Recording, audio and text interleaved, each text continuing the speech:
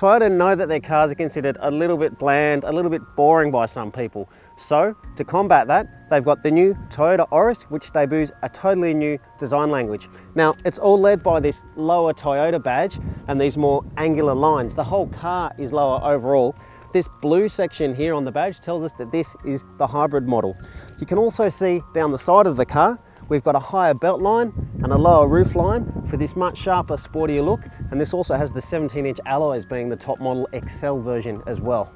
Okay, now at the back, it all comes together with the sloping roof line and these taillights here, which sort of anchor everything together. It's a bit of a different look. The front's quite stylish, but the back looks a little bit different again.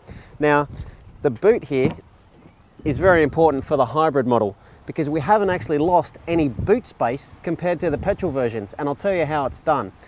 The battery has been relocated from underneath the boot to underneath the rear seat because this Auris has been designed as a hybrid from the word go.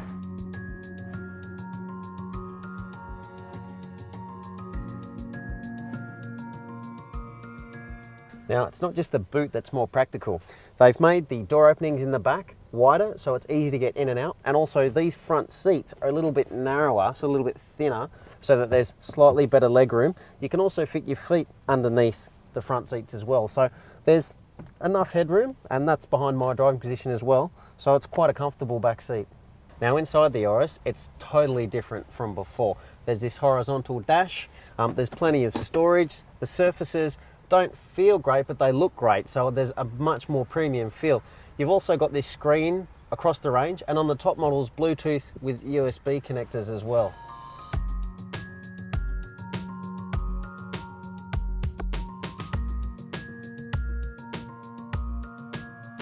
Toyota have worked on making the Auris much better to drive, and they've started by making the seating position a little bit lower, up to 40 mils depending on the model, and they've also changed the angle of the steering and the steering ratio as well. So the driving position is actually really good. It's quite comfortable from the driver's seat. The bad point though is the CVT in this hybrid model. It's still a little bit noisy, and still when you give it a bit of power, it still hunts around looking for a gear, and it's a little bit noisier than it needs to be. Now, they've made the noise and vibration a little bit better, so it's actually a bit quieter than other hybrids, but it's still probably the weakest point of the Auris Hybrid overall. Now, to sum it up, the Auris Hybrid is as efficient as a Prius, but prices actually start at less than a Prius, and you get more equipment as well. And remember that if you choose an Auris Hybrid, you don't lose any of the practicality as with any other Auris, which makes it very appealing.